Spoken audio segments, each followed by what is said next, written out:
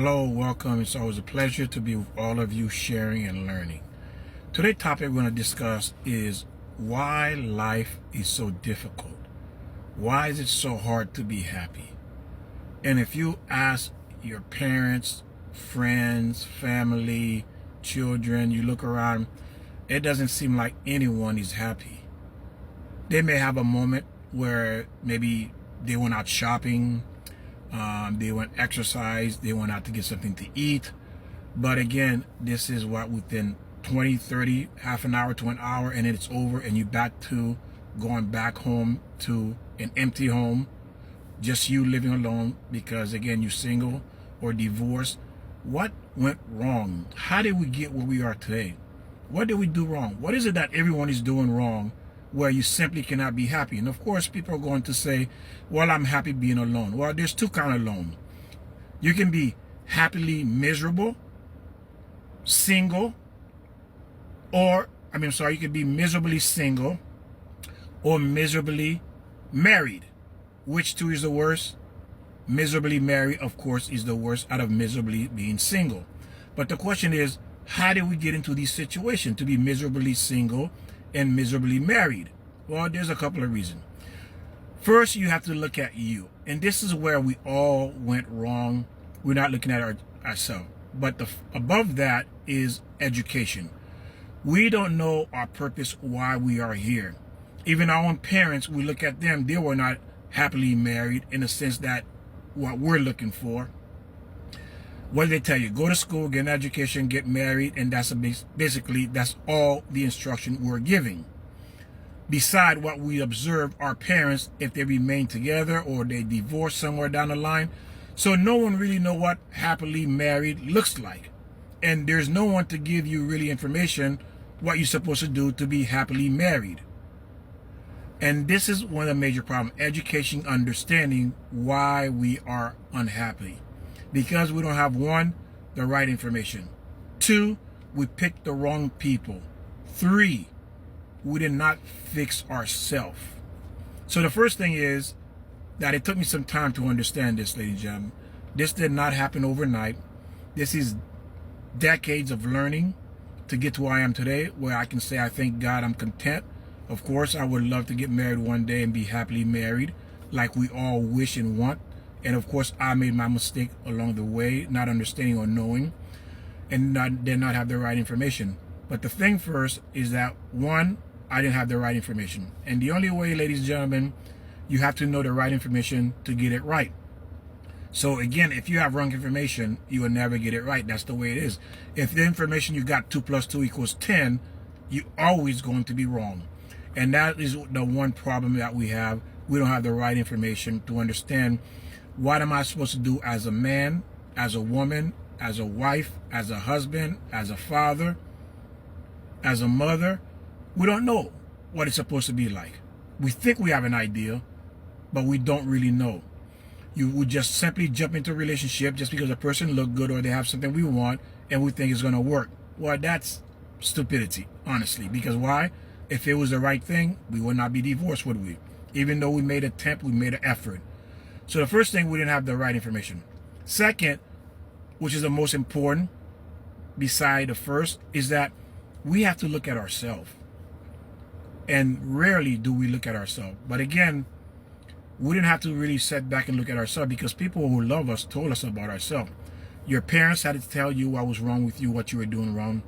Your friends had to tell you that. Family members, people who are close to you saw your flaws, your character flaws.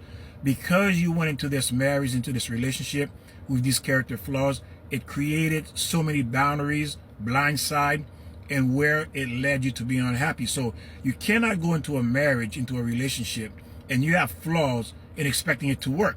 So if I'm an angry person and I meet you and I'm deciding to date you, and what happened? I get angry easily, but you did not know that because you got with me.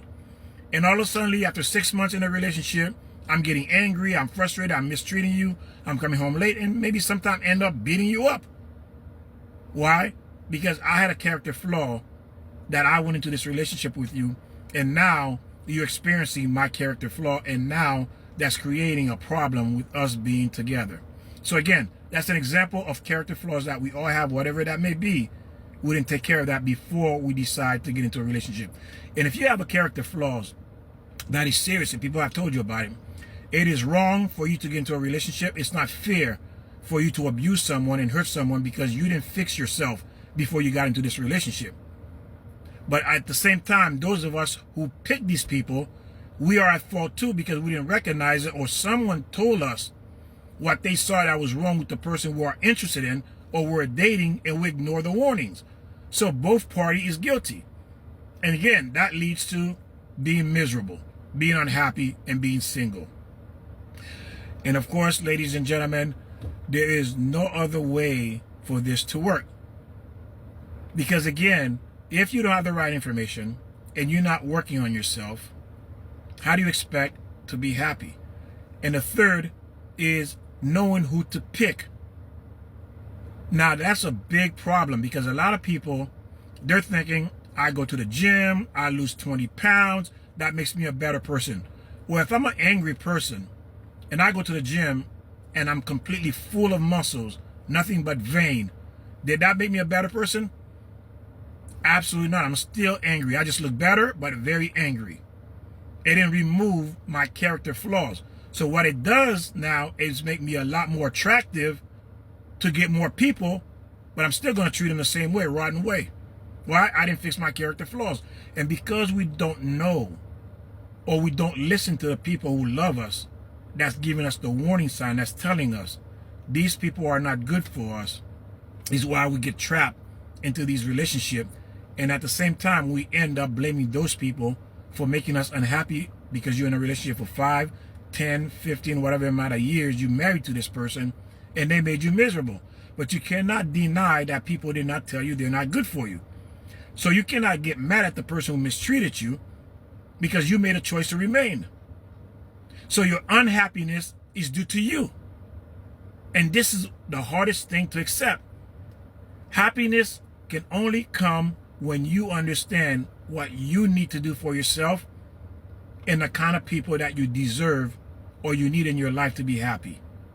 Again, I had to learn this the hard way, like all of you. We all are here learning and sharing, so that way we understand. Because again, it is a shame to leave this world and never meeting your soulmate, or at least be with someone that's going to make you happy. There's a quick story I'm going to share with you that, of course, this person did not have the right information. This is a friend of my brother. He's a police officer, and this guy is in late 50s, and he had over $2.5 million retirement. He's been in the force for almost 30 years, about to retire, but he's been single for 20 years. He's been single, trying to find a wife. Of course, during the 20 years, he became bitter, angry, but what he didn't understand, he didn't look at himself, and he did not know who to pick to be the right person that will help him build and become a good person, or a healthy marriage, and being a better person by working on himself as well. But again, this man, of course, he died for a whole week. He worked Monday through Friday, but he died on, I believe, on a Friday evening. He died, and they did not discover his body until Tuesday or Wednesday, because they didn't see him show up. Monday he didn't show up, Tuesday he didn't show up, and Wednesday one of the police officers decided to go to his house, find out why he's not coming to work. So he ended up dying by himself, angry, bitter, and never ended up retiring and enjoying that $2.5 million retirement he had coming. Look how he went out. Can you imagine? His whole life was a waste. He didn't enjoy retirement, and he didn't enjoy being happy with someone that he wanted to build a life with. And how many of us in that situation right now? Because getting a BBL, going shopping, having money, all these things are all empty, ladies and gentlemen. Because after you eat that wonderful dinner that you take a picture on TikTok showing you went to this wonderful restaurant, what'd you go home to? An empty house. You went on vacation, you came back, you on there saying how wonderful it was. What'd you go back to? Empty house. You get a BBL after people look at you, where you go back to? An empty house. Are you happy? No. Did those things make you happy? No. We need to understand, we need to have these three components.